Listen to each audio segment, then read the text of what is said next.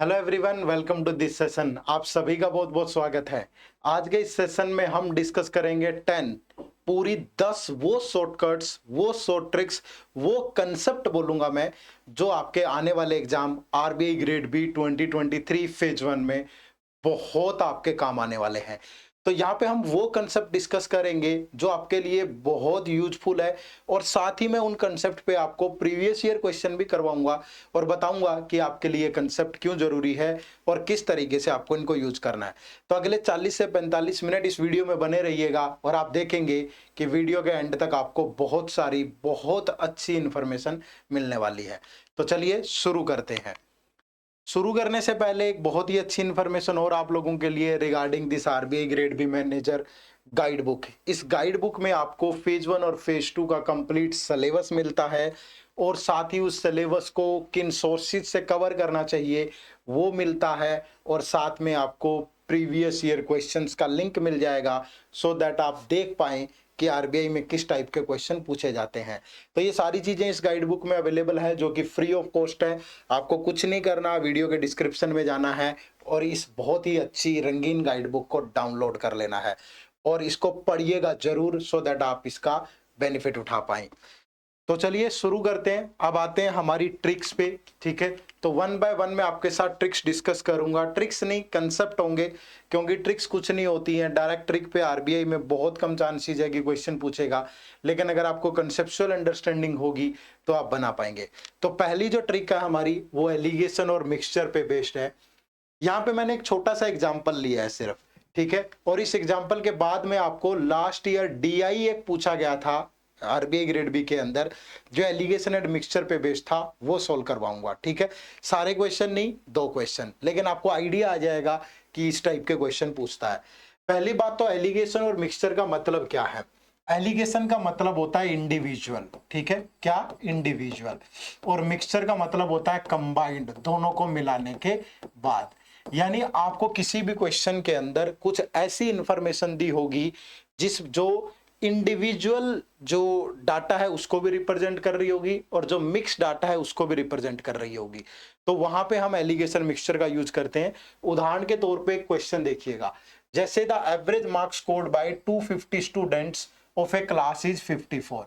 average of marks of girls in class is 80 and boys is 30. What is the number of boys in the class? यानी कि यहाँ पे 2 type की information हमारे पास है। पहला तो नंबर ऑफ स्टूडेंट, दूसरा उनके मार्क्स। तो दोनों में से एक को बेस लेना है आपको, और बेस उसको लीजिएगा जिसमें मिक्सचर वाली इंफॉर्मेशन हो। तो यहाँ पे कंबाइंड क्लास का जो मार्क्स है वो गिवन है, तो हम मार्क्स को बेस लेंगे। तो यानी कि यहाँ पे आपकी गर्ल्स है, ये आपके बॉयज हैं। तो अगर मैं बात करूं गर्ल्स की, तो गर्ल्स के एवरेज मार्क्स 80 है, बॉयज के एवरेज मार्क्स 30 है, और पूरी क्लास के जो एवरेज मार्क्स हैं वो 54 है। यही एलिगेशन और मिक्सचर है। यानी इंडिविजुअल इंफॉर्मेशन को कंबाइंड इंफॉर्मेशन के साथ कंपेयर करना है। रूल क्या है कि इन दोनों का डिफरेंस, इस वैल्यू में से इसको घटा के यहां लिखेंगे -24, इस वैल्यू में से इसको घटा करके यहां लिखेंगे -26। माइनस से माइनस कैंसल, 2 से जाएगा 12:13। तो ये आपके पास जो दूसरी इंफॉर्मेशन है जो कि रिगार्डिंग टू स्टूडेंट है, स्टूडेंट का रेशियो आ गया। तो 12 + 13 कितना हो गया, या 10 से मल्टीप्लाई कर दो, दोनों को रेशियो को सेम नंबर से मल्टीप्लाई कर सकते हैं। तो 120 + 130 250, और यहाँ पे 250 है। तो आप बोल सकते हो what is the number of boys in the class, तो नंबर ऑफ बॉयज आर 130।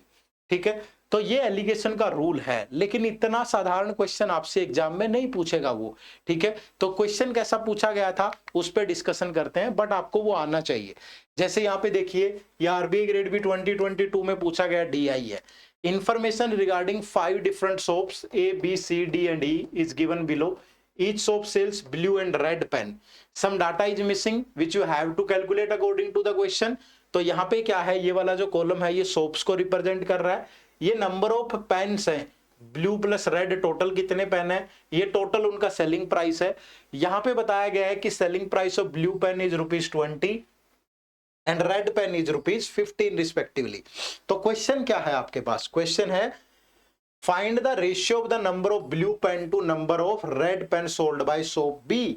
अब सोप बी की बात हो रही है। सोप बी के अंदर टोटल पेन सेल हुए 62, और जो टोटल सेलिंग प्राइस है वो है 1080। तो अब आपको क्या करना है इस क्वेश्चन के अंदर, आप ये मान के चलो कि ये ब्लू पेन है और ये रेड पेन है, ठीक है, ये ब्लू पेन है और ये रेड पेन है। अगर मैं कहूं कि टोटल पेन 62 सेल हुए हैं और सारे के सारे ब्लू पेन थे, तो उनकी टोटल कॉस्ट कितनी बननी चाहिए? 62 पेन्स की 62 इंटू 20, तो जो टोटल कॉस्ट बनेगी वो बनेगी 6 दूनी 12, 1240, ठीक है। कितनी बनेगी? 1240। और अगर सारे पेन रेड हो, एक पेन की कॉस्ट 15 है, तो 62 पेन की कॉस्ट कितनी होगी? 62 इंटू 15, 15 टू जा 30, 3 15 6 90 और 3 102, ठीक है भाई, सॉरी 930, कितना हो जाएगा? 15 टू जा 33, 930, ठीक है। तो यानी अगर सारे ब्लू पेन होते तो इतनी कॉस्ट होती उनकी टोटल, और सारे रेड होते तो इतना सेलिंग प्राइस होता, बट दोनों को मिला के सेलिंग प्राइस कितना है? 1080। तो इन दोनों का मिक्सचर यहां पे लिख लेंगे 1080। जब आप इस वैल्यू में से इसको माइनस करेंगे तो माइनस का 150 आएगा, जब इसमें से इसको माइनस करेंगे तो 20 और फिर कितना 140, माइनस का 160 आएगा। माइनस से माइनस कैंसिल, जीरो से जीरो कैंसिल, तो जो पेन्स का रेशियो होगा वो 15:16 होगा। तो यही हमसे पूछा है कि what is the number of blue pen to number of red pen. तो blue pen to red pen का रेशियो कितना है? 15:16, यानी 15:16।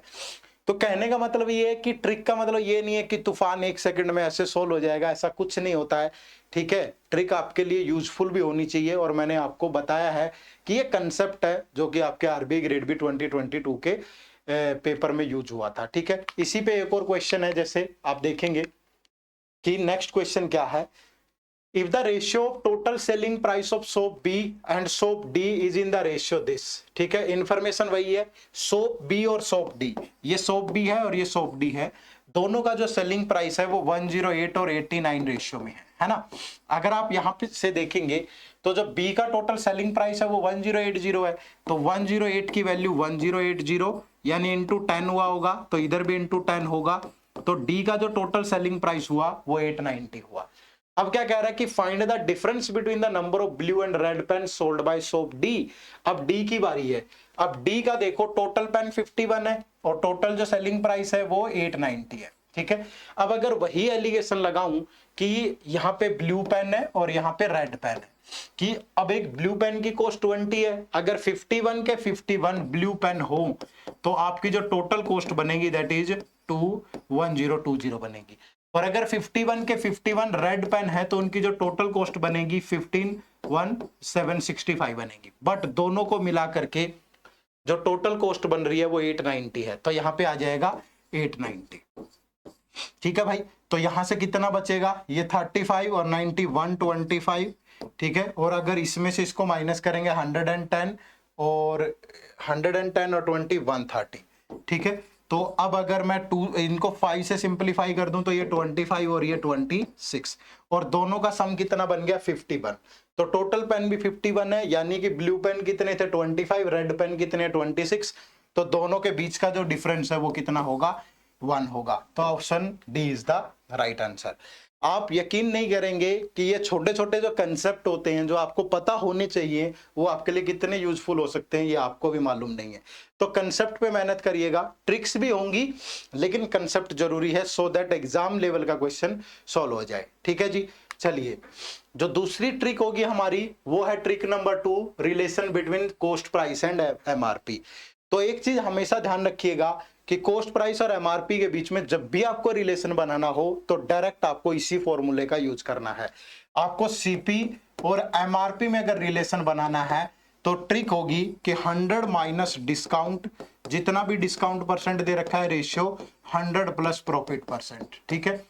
आप ये मत सोचिएगा कि एमआरपी 100 प्लस प्रॉफिट कब से होने लग गया। एमआरपी तो क्या होता है? सेलिंग प्राइस प्लस डिस्काउंट होता है, हाँ होता है, लेकिन ये ट्रिक आपको कभी भी निराश नहीं करेगी। 100% मैं इसको प्रूव कर सकता हूं, लेकिन वीडियो बहुत लंबी हो जाएगी तो इसलिए मैं प्रूव नहीं कर रहा हूं। बट आपको मुझ पे, अगर आप वीडियो देख रहे हैं, इतना तो ट्रस्ट करना पड़ेगा, और अगर आपको कहीं लगे कि ये ट्रिक फॉलो नहीं कर रही, मुझे कमेंट सेक्शन में जरूर बताइएगा और साथ में शेयर करिएगा कि इस क्वेश्चन पे नहीं लग रही, ठीक है। तो चलिए इस पे क्वेश्चन देखते हैं कैसे पूछेगा। जैसे हमारा पहला क्वेश्चन है, the mark price of an electric iron is ₹690। The shopkeeper allows a discount of 10% and gains 8%. If no discount is allowed his gain percent would be. कि अगर कोई भी डिस्काउंट नहीं दिया जाता तो उसका जो है गेन परसेंट कितना होगा. अब देखो यहाँ पे अगर सीपी और एमआरपी का रेशियो निकालूं पहले. अब जी वो कितना डिस्काउंट दे रहा है 10%, तो सीपी कितना होगा 100 माइनस 10.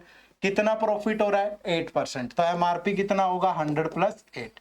तो अगर ये 90 है तो ये 108 है. ठीक है, अगर 18 से सिंप्लीफाई कर दें तो 5:6.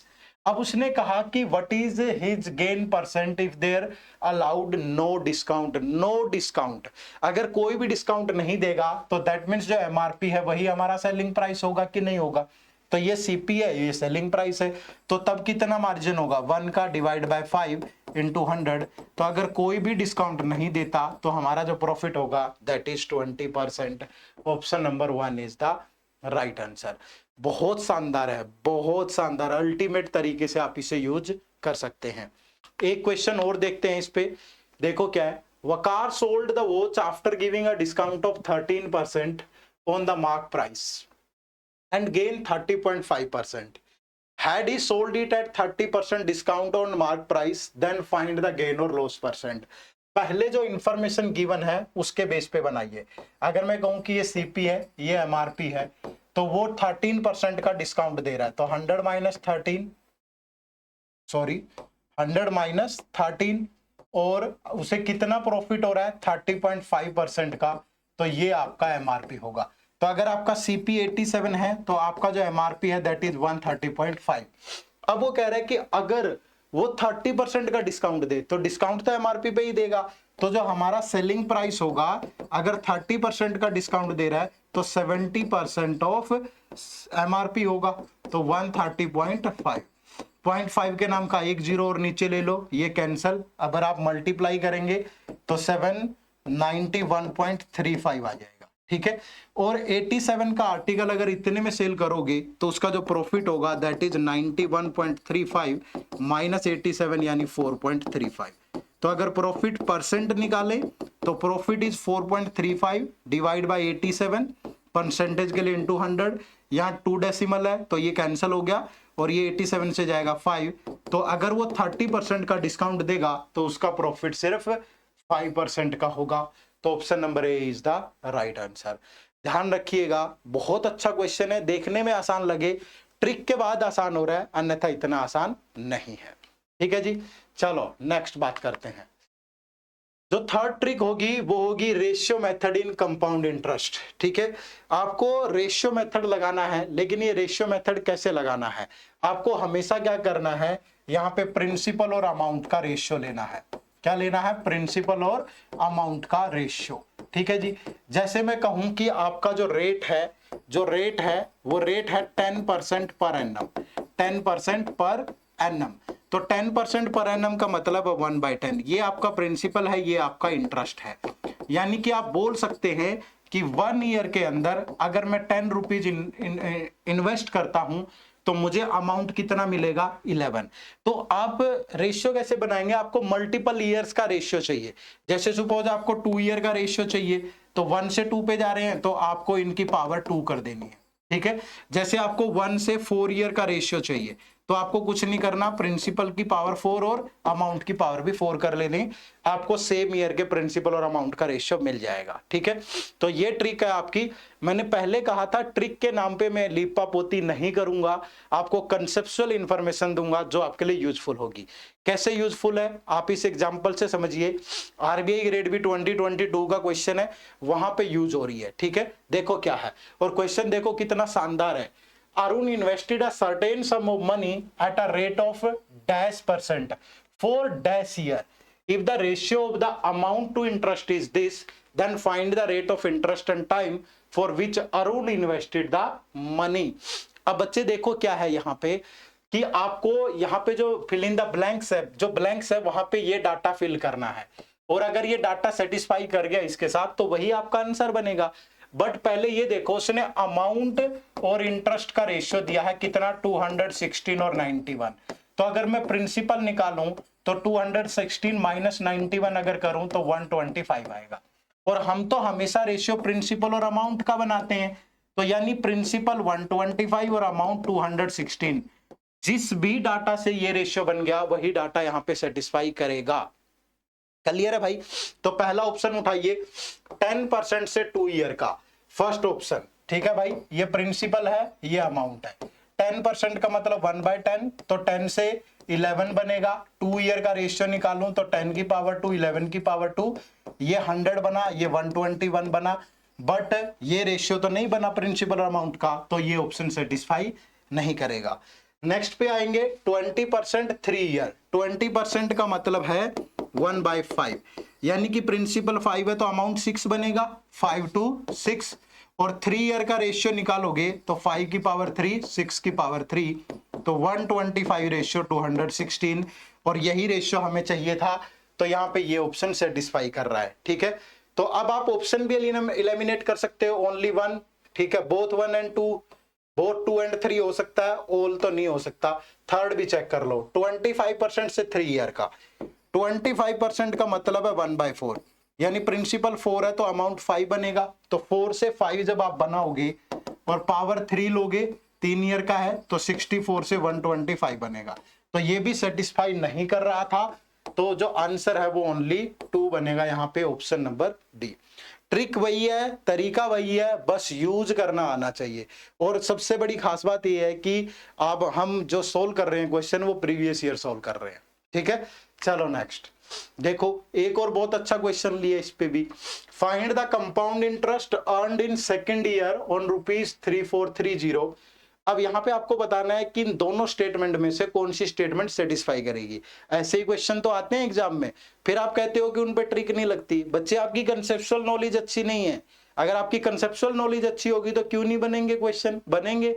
ठीक है, देखो यहां भी ₹3430 becomes 49 times in T years. ठीक है, टी ईयर्स के अंदर अगर प्रिंसिपल कितना है, टी ईयर्स के अंदर 3430 बिकम्स कितना, 49 टाइम्स, 49 टाइम्स, तो अमाउंट बन गया 49 इंटू 3430।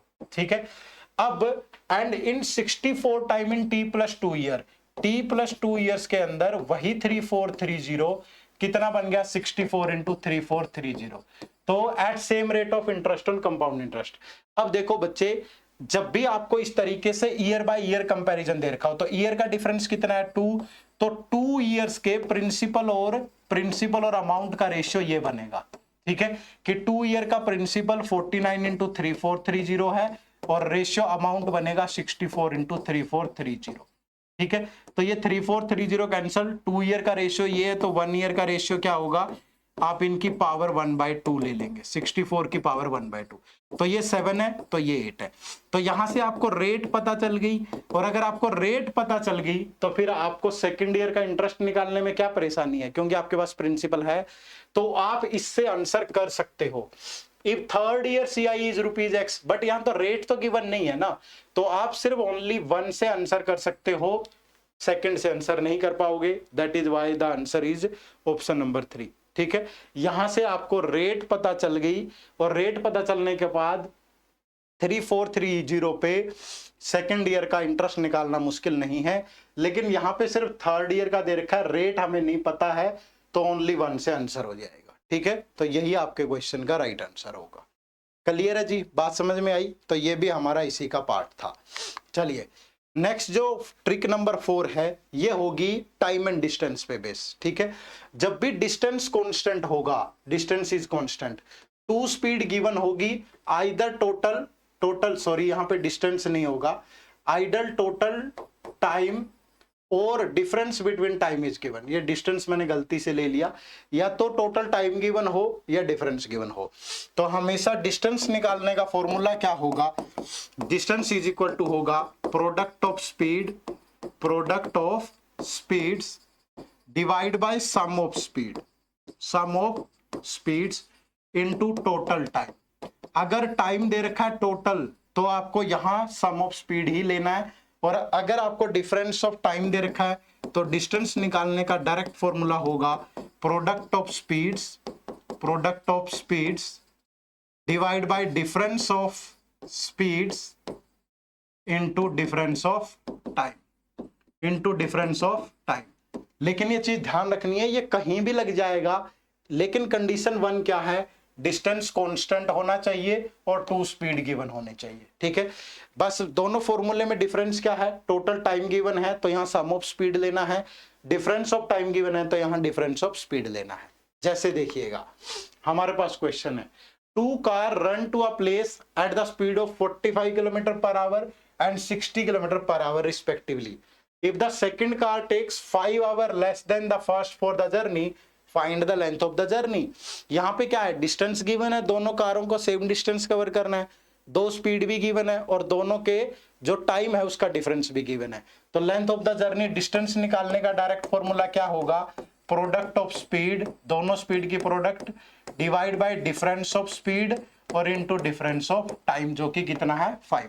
तो ये हो गया 45 इंटू 60 डिवाइड बाय 15 और इंटू 5। तो 5 से गया 3, 3 से जाएगा 15, तो 15 इंटू 60 दैट इज 900 किलोमीटर। तो आपका जो राइट आंसर होगा वो ऑप्शन नंबर ए होगा यहाँ पे। बट आपको देखना तो पड़ेगा, आइडेंटिफाई तो करना पड़ेगा कि कौन सी ट्रिक लग रही है। ठीक है, चलो मैं थोड़ा सा स्पीड में भी बता रहा हूं क्योंकि हमें 10 ट्रिक थोड़ा जल्दी कवर करनी है। ट्रिक नहीं, मैं फिर से कंसेप्ट कह रहा हूं जो एग्जाम में काम आए, हवा में बात करने का कोई फायदा नहीं है। देखो, speed of a boat is 5 kilometre per hour in still water and the speed of stream is 3 kilometre per hour. If the boat takes 3 hours to go to a place and come back, distance of places. तो भैया यहां भी तो distance constant ही है, यानी जब वो along the stream जाएगा तो उसे डाउन स्ट्रीम बोलेंगे। क्या बोलेंगे, डाउन स्ट्रीम। डाउन स्ट्रीम क्या होता है, बोट की speed in still water plus speed of stream, तो 3। तो जो डाउनस्ट्रीम स्पीड होगी that is 8 kilometre per our, है ना। और अगर अपस्ट्रीम जाएंगे, अपस्ट्रीम, तो अपस्ट्रीम स्पीड क्या होगी 5 माइनस 3 यानी 2 किलोमीटर पर आवर। ठीक है, और टोटल टाइम गिवन है, टोटल टाइम कि किसी प्लेस पे जाकर के वापिस आ रहा है, मतलब डाउनस्ट्रीम प्लस अपस्ट्रीम दोनों का जो टोटल टाइम है वो 3 आवर्स है। ठीक है, तो अगर हमें डिस्टेंस निकालना है तो वही फॉर्मूला नहीं लगेगा, डिस्टेंस तो कांस्टेंट है, जितना यहां था उतना ही यहां भी है, 2 स्पीड भी गिवन है, टाइम भी गिवन है, तो product of speed divide by sum of speed into total time. तो ये 16 इंटू 3 48 बाय 10 यानी जो डिस्टेंस है दैट इज 4.8 किलोमीटर। तो option number C is the right answer. मैं ये भी बता रहा हूं आपको कि कौन सा कंसेप्ट कहां लगेगा, आपको आइडेंटिफाई क्या करना है। ठीक है, ऐसा नहीं है कि ट्रिक थोप दी गई है, सिर्फ कंसेप्चुअल एक अंडरस्टैंडिंग बनाई जा रही है कि कौन सी चीज कहां पे। देखो बहुत डीपली तो मैं एलिब्रेट नहीं कर पाऊंगा इनको, इतना टाइम नहीं है अभी। ठीक है, मुझे 1 घंटे में मैक्सिमम ये 10 की 10 ट्रिक आपको कवर करवानी है और पक्का एग्जाम में इनका यूज करना है आपको। ठीक है, चलो ट्रिक नंबर 5 क्वाड्रेटिक इक्वेशन पे। ठीक है, ये भी एक बहुत अच्छी ट्रिक है, इसकी हेल्प से आप बहुत अच्छे क्वेश्चंस के आंसर कर पाओगे। ये ट्रिक क्या है, देखो एक क्वाड्रेटिक इक्वेशन किस टाइप की होती है भाई, एक क्वाड्रेटिक इक्वेशन हमेशा ये होती है ax² plus bx plus c is equal to 0। ठीक है, तो आपको क्या याद रखना है, इसके अंदर आप क्या करते हैं, रूट निकालते हैं हमेशा इक्वेशन के। तो इस इक्वेशन में आपको याद रखना है कि ये b है और ये c है। ठीक है, और ये नेचर ऑफ रूट होगा, नेचर ऑफ रूट्स। ठीक है भाई, कि अगर b और c दोनों पॉजिटिव हैं, जैसे यहां पे आप देखेंगे इस इक्वेशन में ये b भी पॉजिटिव है और c भी पॉजिटिव है भाई, तो अगर दोनों पॉजिटिव हैं तो इस इक्वेशन के रूट हमेशा नेगेटिव होंगे, इस इक्वेशन के रूट हमेशा नेगेटिव होंगे। तो यहां भी इस इक्वेशन के रूट क्या होंगे, नेगेटिव होंगे। ठीक है भाई, अब यहां पे देखो अगर b नेगेटिव है और c पॉजिटिव है तो उस इक्वेशन के रूट हमेशा पॉजिटिव होते हैं। क्या होते हैं, पॉजिटिव होते हैं। तो यानी अगर यहां पे ये देखो b नेगेटिव है c पॉजिटिव है तो इस इक्वेशन के दोनों रूट पॉजिटिव होंगे। तो आपको बिना सोल्व किए ही इन दोनों इक्वेशन को कंपेयर कर सकते हो कि अगर इस इक्वेशन के दोनों रूट नेगेटिव होंगे, इसके पॉजिटिव होंगे, तो जो x है वो लेस देन y होगा। रिजल्ट बनाना बहुत मुश्किल नहीं है। ठीक है, अब आप कहोगे सर कि क्या ऐसी ट्रिक पूछेगा, बच्चे डायरेक्ट नहीं पूछेगा बट इनका यूज है बहुत अच्छे तरीके से। कैसे, एग्जांपल लो, हमने एक बहुत शानदार क्वेश्चन लिया, ऐसे क्वेश्चन 2021 में पूछे गए थे, आप भी जानते हो। ठीक है, वो तो बहुत आसान क्वेश्चन था, मैंने तो यहाँ अच्छा क्वेश्चन लिया है। ठीक है, देखो, select the correct match given in the option, ये इक्वेशन है आपके पास और यहाँ कंडीशन दे रखी है, ठीक है, और आपको बताना है कि कौन सा ऑप्शन यहाँ पे करेक्ट मैच करेगा। अब देखो, आप सबसे पहले यही ट्रिक लगाओ ना कि अगर यहाँ पे ये बी भी पॉजिटिव है, सी भी पॉजिटिव है, तो इस इक्वेशन के दोनों रूट नेगेटिव होंगे। अगर यहाँ नेगेटिव है पॉजिटिव है तो इस इक्वेशन के दोनों रूट पॉजिटिव होंगे और इस इक्वेशन के भी दोनों रूट पॉजिटिव होंगे, ठीक है। अब यहाँ पे अगर ऑप्शन देखें, both root are negative, sum of root is a perfect square, both root value are positive. देखो ये तो सही मैच कर गया डी के साथ, ए तो डी के साथ मैच कर गया। अब आपको यहां देखना है क्योंकि ये यहां भी आ सकता है भाई, बोथ रूट आर पॉजिटिव, इसके भी है इसके भी है, तो एक इक्वेशन को सोल्व कर लो ना। तो अगर मैं Y square minus 9y plus 20 को सोल्व करूं तो इस इक्वेशन के दो रूट होंगे 4 और 5। अब 4 और 5 का जो सम है वो 9 बनता है जो कि एक परफेक्ट स्क्वायर है, और यही बात यहां बोली गई है, sum of root is a perfect square. तो ये बी इसके साथ मैच कर जाएगा तो सी एफ के साथ मैच कर रहा है ना। तो यानी जो आंसर बनेगा वो ऑप्शन नंबर डी बनेगा, ए डी बी ई और सी एफ, ठीक है। तो ऐसा नहीं है कि प्योरली मैं ये बोल रहा हूं कि इसी पे होगा, लेकिन घुमा फिरा के देगा तो बहुत ज्यादा यूज कर पाओगे इन ट्रिक्स का आप, है ना, तो वो आपको यूज करना है। तो ये वो वाली ट्रिक थी, ठीक है जी। ऐसे भी क्वेश्चन हो सकता है भाई, जैसे आप देखो ये किसी बैंक के पेपर का प्रीवियस ईयर क्वेश्चन है, आरबीआई में ऐसे ही क्वेश्चन तो आते हैं जो अदर बैंकिंग एग्जाम से वो लेता है ना। अब यहाँ पे देखो आपको कंपेयर करना है, अब 8x स्क्वायर प्लस दिस, अब देखने में तो रूट वाली इक्वेशन कितनी टेढ़ी है ये, लेकिन अगर यहाँ b पॉजिटिव है c भी पॉजिटिव है तो इस इक्वेशन के दोनों रूट नेगेटिव होंगे। अगर आप यहाँ देखो b नेगेटिव है, ये c पॉजिटिव है, तो इस इक्वेशन के दोनों रूट पॉजिटिव होंगे। तो देखने से ही पता चल रहा है कि x is less than y होगा। आपने ट्रिक का यूज कर लिया, बहुत शानदार। तो option number 1 is the right answer. तो ऐसे यूज करना है इनका, ठीक है। समझ में आ रहा है सबको? मुझे लगता है कि बहुत अच्छे से आप कनेक्ट कर पा रहे होंगे चीजों को। चलिए नेक्स्ट ट्रिक की बात करते हैं, ट्रिक नंबर 6। ये एक परसेंटेज की, मैं आप इसको ट्रिक नहीं बोलूंगा, ये कंसेप्ट है भाई। मैंने आपको ट्रिक तो बताई नहीं है, ठीक है, मैं आपको कंसेप्ट बता रहा हूं।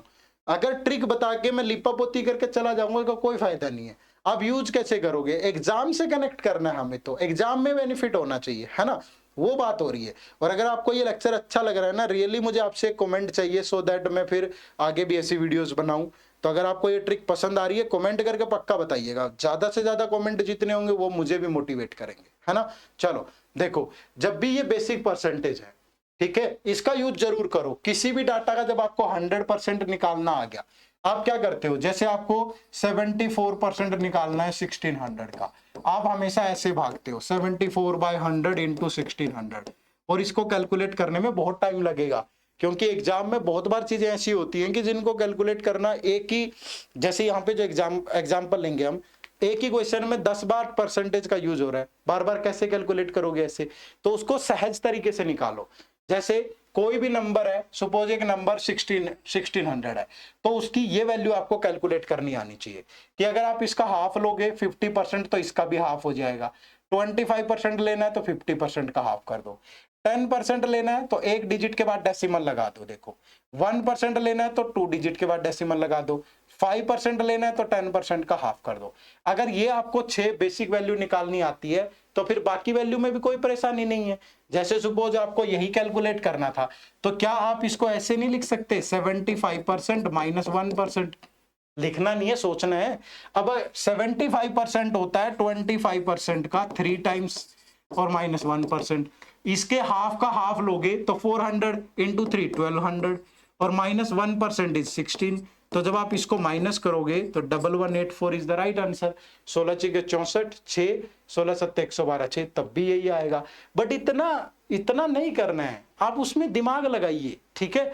और एक ये बेसिक कंसेप्ट याद रखिएगा कि a% of b is equal to होता है b% ऑफ a।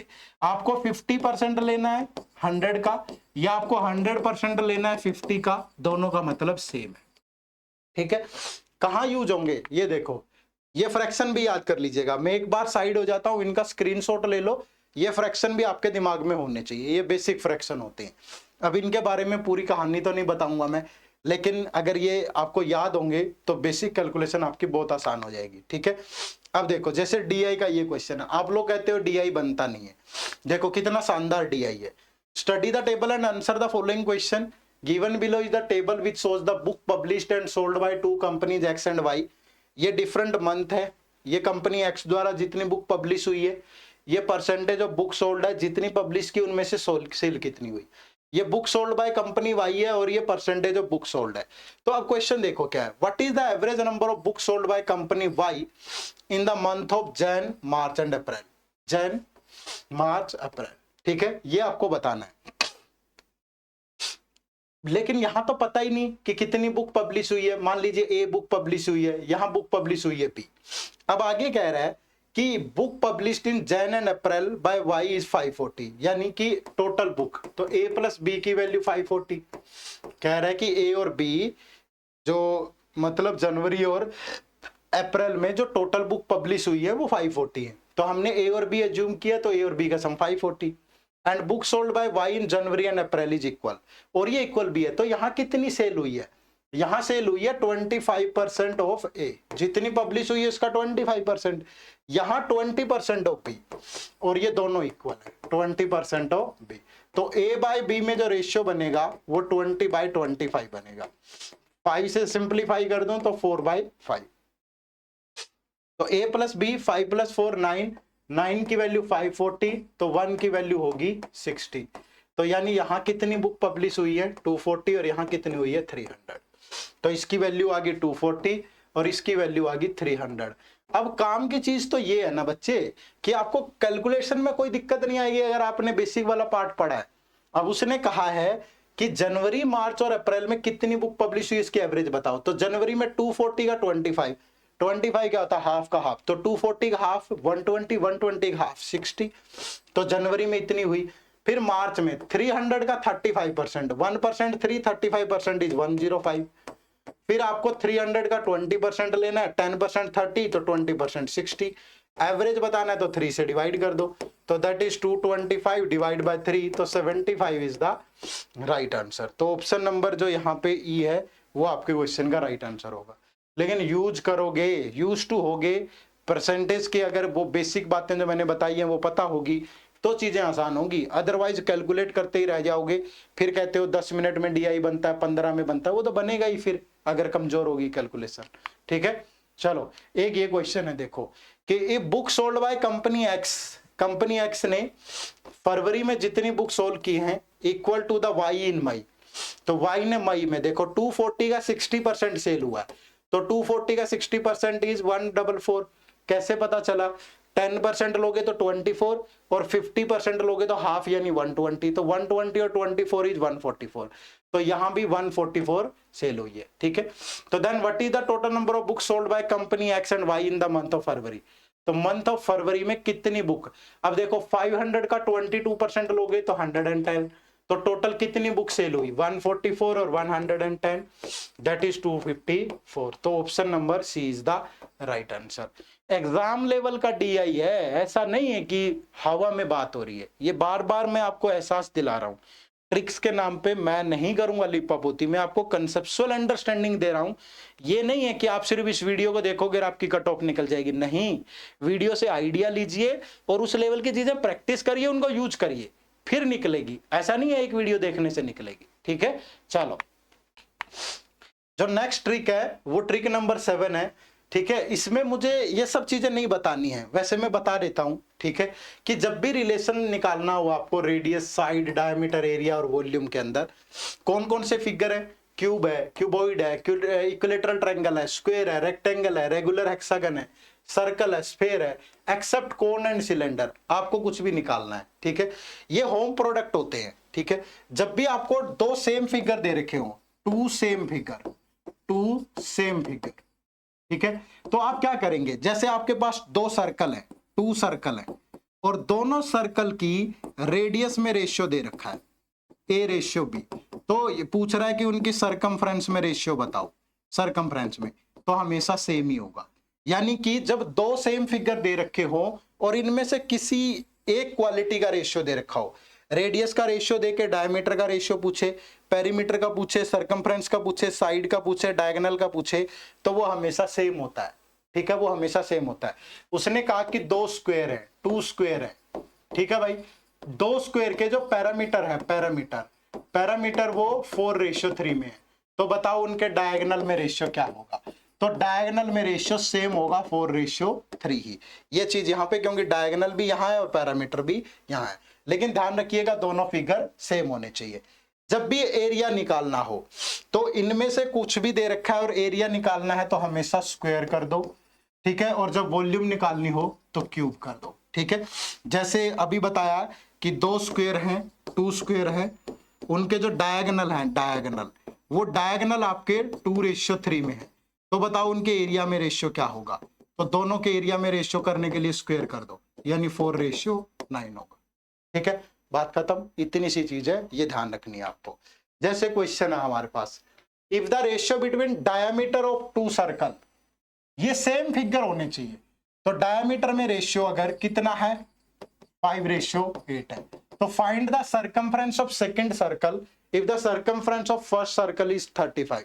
हमें पता है कि डायमीटर, ये रहा डायमीटर, ये रहा सर्कमफ्रेंस, तो डायमीटर और सर्कमफ्रेंस का रेशियो सेम होगा, तो जो डायमीटर का रेशियो है वही दोनों की सर्कमफ्रेंस का रेशियो भी होगा 5:8।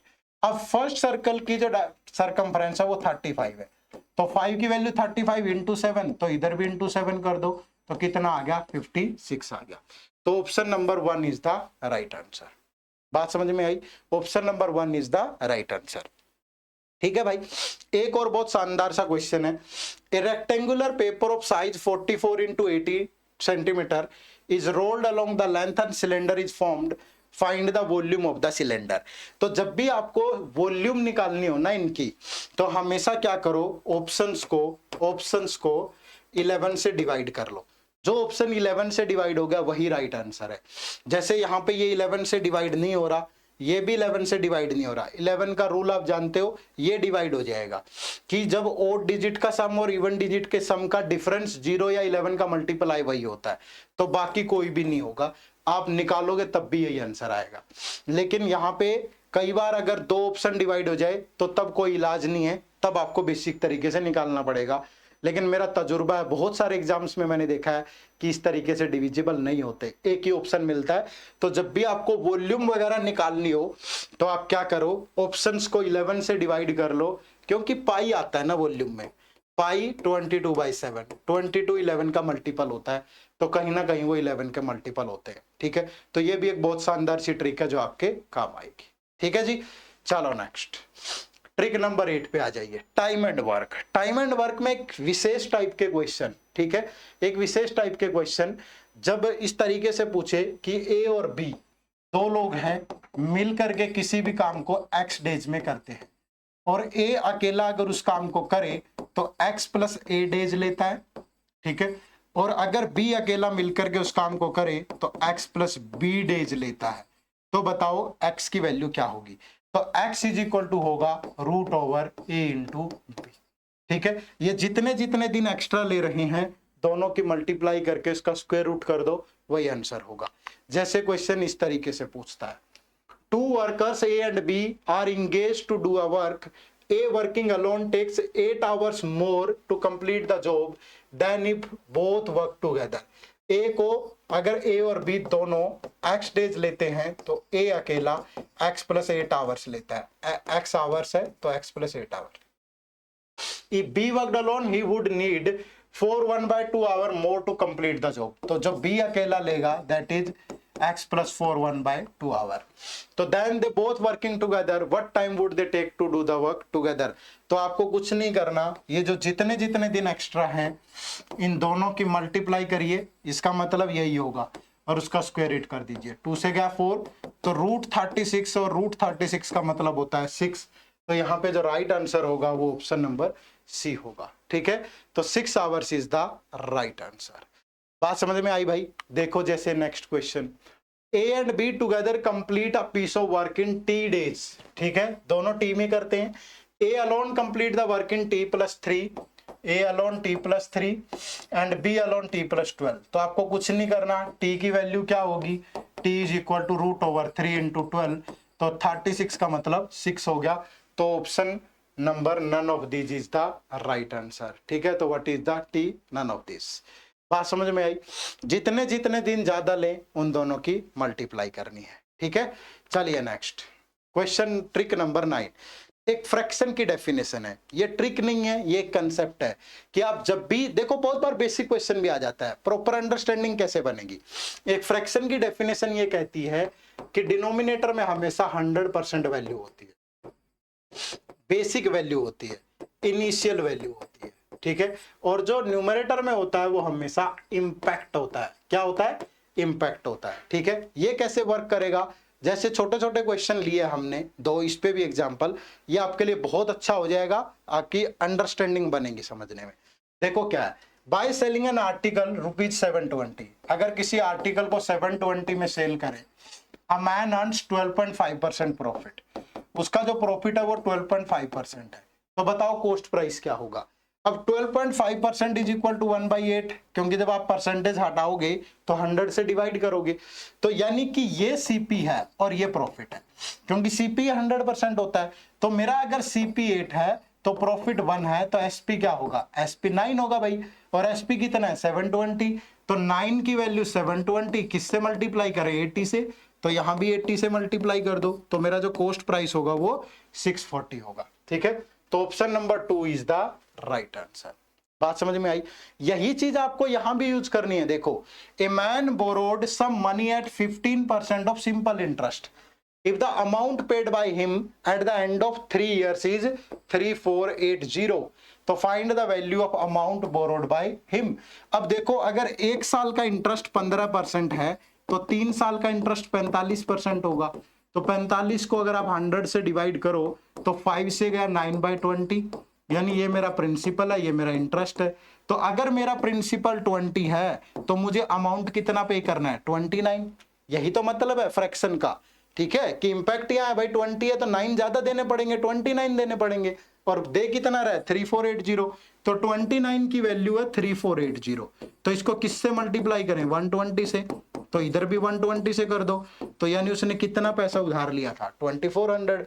भाई कौन से फॉर्मूले हैं जो आपको याद करने हैं? कौन सी चीजें हैं जो आपको याद करनी है? नहीं जी, ठीक है, बनेंगी चीजें, लेकिन कंसेप्चुअल अंडरस्टैंडिंग तो हो, तभी तो बनेंगी ना। ऐसा नहीं है कि क्वांट ऐसे ही आ जाता है, 4 टॉपिक पढ़ लोगे तो क्लियर हो जाएगा, नहीं भाई, कंसेप्ट अच्छे होने चाहिए, बनाना पड़ेगा, ठीक है। इंपॉर्टेंट टॉपिक भी बताए हैं लेकिन वो भी कंसेप्चुअली कवर करने हैं आपको, ठीक है। चलो, जो लास्ट है ये ट्रिक नहीं है, मैं फिर से बता रहा हूं, क्योंकि मैं एग्जाम लेवल की बात कर रहा हूं। मुझे, मेरा उद्देश्य ये नहीं था कि 10 ट्रिक के नाम पे मुझे व्यूअर्स चाहिए, नहीं, मैं आपको एग्जाम में आपको बेनिफिट भी होना चाहिए, ठीक है। तो ये नंबर सीरीज है, नंबर सीरीज में आपको हमेशा याद रखना है कि लॉजिक हमेशा इन पे बनते हैं, सम पे, सब्ट्रैक्शन पे, मल्टीप्लिकेशन पे, डिवाइड पे, मल्टीप्लिकेशन के साथ प्लस माइनस, डिवाइड के साथ plus minus, square, cube, square plus minus, multiply, divide, cube, double triple series, logical, ये होते हैं लॉजिक। मैं लॉजिक बता रहा हूं आपको, और इन लॉजिक को प्रेफरेंस देनी है आपको एग्जाम में। सबसे पहले ये लॉजिक चेक करो कि स्क्वायर और क्यूब के साथ प्लस माइनस या स्क्वायर और क्यूब तो नहीं यूज हो रही, या मल्टीप्लीकेशन प्लस माइनस या डिवाइड प्लस माइनस तो नहीं यूज हो रहा, स्टेप फॉर्म तो नहीं है, डबल सीरीज तो नहीं है, लॉजिकल तो नहीं है। जब आप चेक करोगे तो लॉजिक निकल के आएगा, लॉजिक अदरवाइज आपको पता नहीं चलेगा। जैसे ये 2021 का क्वेश्चन है, मैंने कहा आपको, देखो, a number series given below as 1, a second number series as 2 having first term same as the wrong term of the series 1, find third term of series 2, कि यहां पे एक टर्म रोंग है, ठीक है भाई, एक टर्म क्या है? रोंग है। तो आपको बताना है कि उस रोंग टर्म को दूसरी एक सीरीज बनानी है, उसकी फर्स्ट टर्म वो होगी, तो फिर उसकी थर्ड टर्म क्या बनेगी? पहले इसी सीरीज को उठाओ, 3 है, 7 है, 22 है भाई, 95 है, 479 है, और आपका 2879, ठीक है भाई। अब देखो ये सीरीज कैसी है, अगर मैं यहां पे देखूं तो ये इंटू 2 + 1 हो रहा है, ठीक है भाई, इंटू 2 + 1 हो रहा है। अगर मैं यहां पे देखूं तो ये इंटू 3 + 1 हो रहा है सिर्फ, ठीक है। तो कहीं इंटू 2 इंटू 3, फिर यहाँ पे इंटू 4 होना चाहिए था और +1, बट ऐसा तो नहीं हो रहा, तो मतलब यहीं कहीं गड़बड़ है।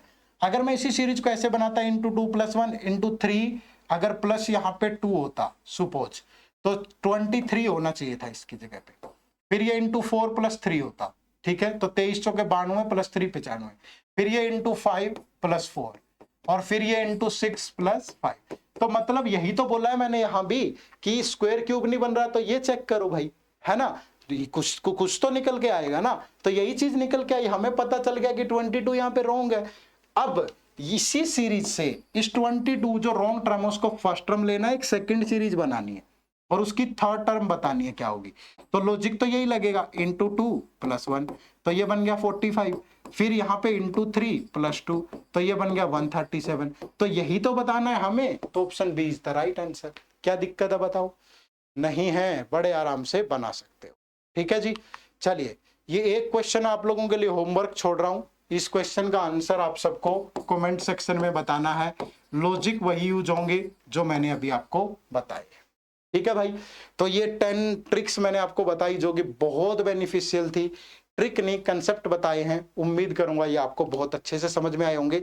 लेकिन याद रखना, अगर आपको ये बहुत अच्छे से समझ में आए, आपको प्रॉपर एक अंडरस्टैंडिंग मिली कि मुझे कैसे क्वांट प्रिपेयर करना है, तो कमेंट करके मुझे जरूर बताइएगा कि ये सेशन आपको कैसा लगा। बिना आपके कमेंट के अधूरा है सब कुछ, क्योंकि हमें जो मोटिवेशन चाहिए वो आप लोगों की तरफ से मिलती है।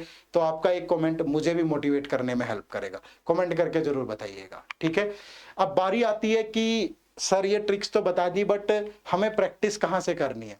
तो आरबीआई ग्रेड बी 2023 के लिए एक अल्टीमेट टेस्ट सीरीज हमने लॉन्च की है, जिसमें आपको 14,000 प्लस एमसीक्यूज और डिस्क्रिप्टिव टेस्ट मिलते हैं।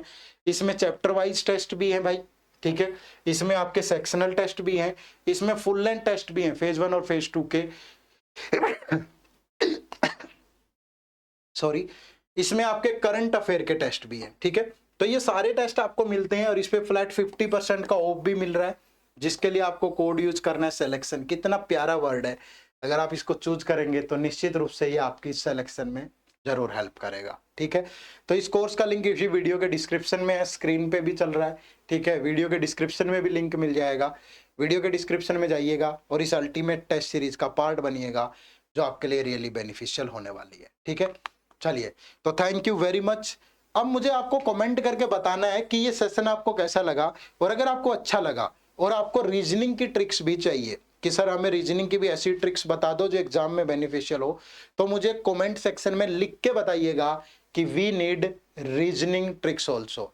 ध्यान रखिएगा, you have to type we need reasoning tricks also. ये टाइप करिए तो मैं आपके लिए रीजनिंग की वीडियो भी जरूर बनाऊंगा, बट मुझे ज्यादा से ज्यादा कमेंट चाहिए, ज्यादा से ज्यादा कमेंट में आपको लिखना है वी नीड रीजनिंग ट्रिक्स। ठीक है, चलो तो मिलते हैं फिर रीजनिंग की ट्रिक्स के साथ ही। अगर आप चाहते हैं कमेंट करो और मैं आपके लिए एक और वीडियो बनाऊंगा फिर। ठीक है, तो थैंक यू वेरी मच, आप सबका बहुत बहुत शुक्रिया। जय हिंद, जय भारत।